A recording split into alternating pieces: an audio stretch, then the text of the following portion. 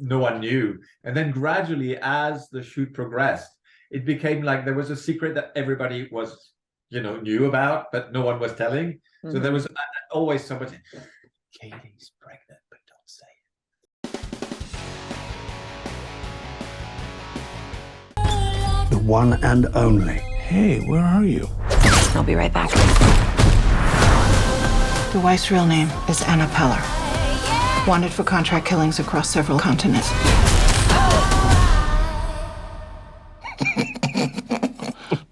I'm sorry. What? How are you today, Thomas? Great, thank you. How are you? Great, thank you.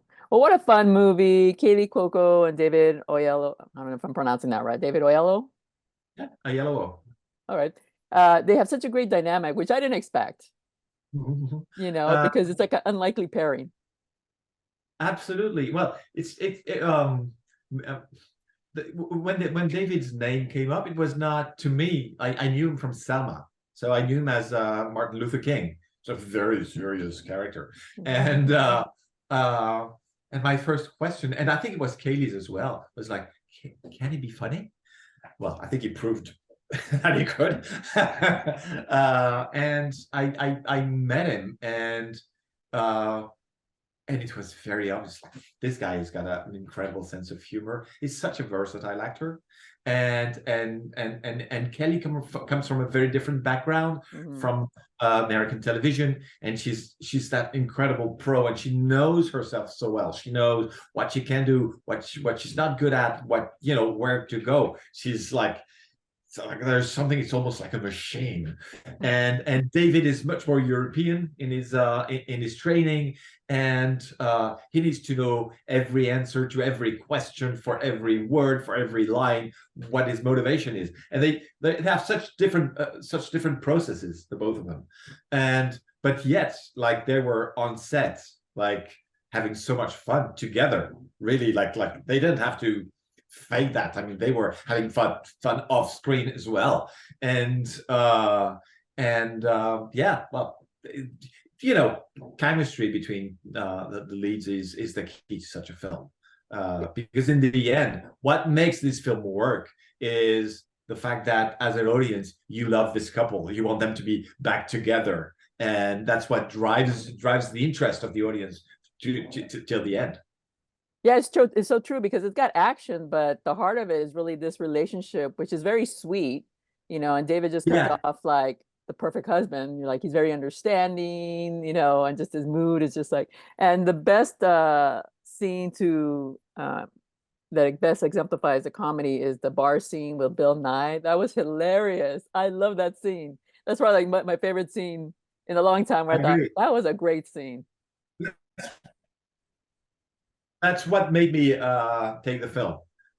When I read the first draft of the script that I read, like the second half of the script has changed quite a lot, but the first half is pretty much what it was, and this scene was already there, and to me it felt like I want to shoot this scene. It's great. I mean, and you rarely.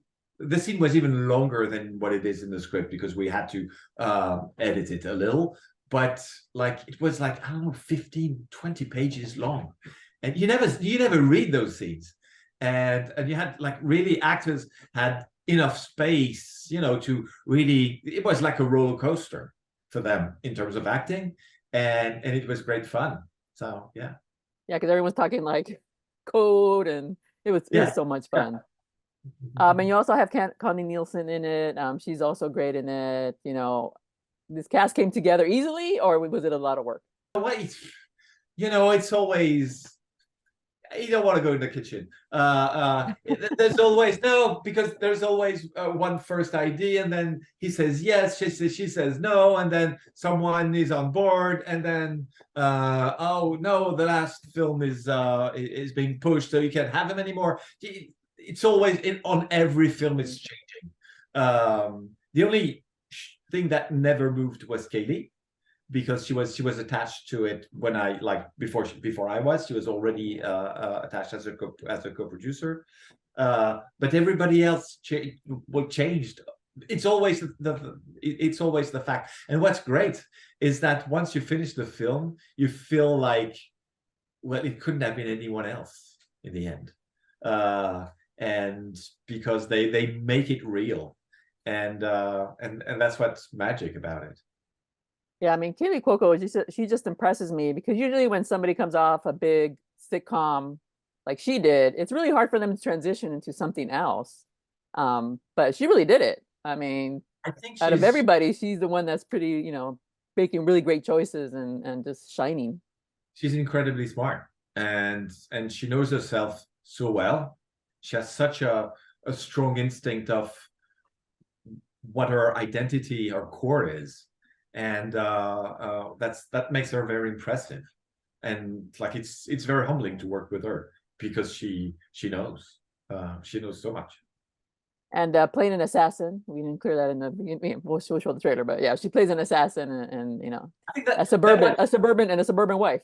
Yeah. Well, playing the assassin was, I think, one of the things that really made her take the part. She really wanted to go for more action, and she had never really done it, and she was really keen on training with guns and training with knives and everything, and she had great fun doing it. She looked great doing it. Yeah, during prep, she kept sending me videos of her shooting guns and shooting random. So on. So she went to the range and was practicing. Oh yeah, kind of like we saw Keanu Reeves do for John Wick. We always see the behind the scenes of John Wick. Exactly. Well, the only difference was that she was pregnant when you shot. So I did see a lot of baggy stuff, and I was like, was she pregnant? No. Actually, the funny thing is, she felt pregnant, I think, just at the beginning of the shoot, and I found out afterwards that she was very sick in the morning, and but no one knew. And then gradually, as the shoot progressed, it became like there was a secret that everybody was, knew about, but no one was telling. Mm-hmm. So there was always somebody, Katie's pregnant, but don't say it. And then eventually one day she called me in her trailer and said, "I got something to tell you, Tom. I'm pregnant." I knew it. I had to pretend like I didn't know it. But oh my God, what a surprise. Everybody knew it on set for more than a week. But yeah, she was like, it was tough for her, because like she was going through a hard time physically. So but she was so brave with it. Well, that really says a lot about her, because some people would be complaining the whole time, but she kind of kept it a secret and be like, "No, I'm gonna soldier through this." Oh yeah, no. She's a trooper. Really, she is. She has such a strong temper. I mean, she's like, nothing can stop her, really. Wow. And she's lovely to work with. So as far as action scenes, what was the most difficult? I mean, she has a great fight scene with Connie Nielsen. That was great. Yeah, that one was really tough. Because it was in the forest and was difficult to shoot. No, the one in the house was the longest fight scene she had to do, and we're obviously switching with a double for the most difficult parts. And yeah, well, I'm more a comedy and drama director, so I do it well, but get rid of it and give me some acting again. Well, you directed Reacher, right? One of the I did that episodes. Too. Yeah. Kind of actiony comedy. Great action scenes in Reacher, but no, I'm more a comedy and drama director. That's what I love. That's getting a great performance from an actor. Moving me to my tears on set is really what gets me going. So. Well, that's great. What's great about the movie, there's action scenes, but it's not overdone. You're like, really? She's gonna make that move? It was very practical, right? You wanted to stay practical. You want to be like over the top. She knows martial arts, kind of deal. It was like rough and tumble. Yeah, what I think what was nice was the idea that she was still an active assassin, but she was almost half retired, so she was not that good anymore at this, and that made the scene more fun, I think, than her being a killing robot, and I think that's what we were That's what we worked on. That's the idea we worked with.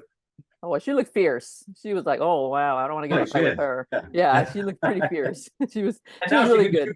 So be nice to her. Be nice to her. Don't mess with her.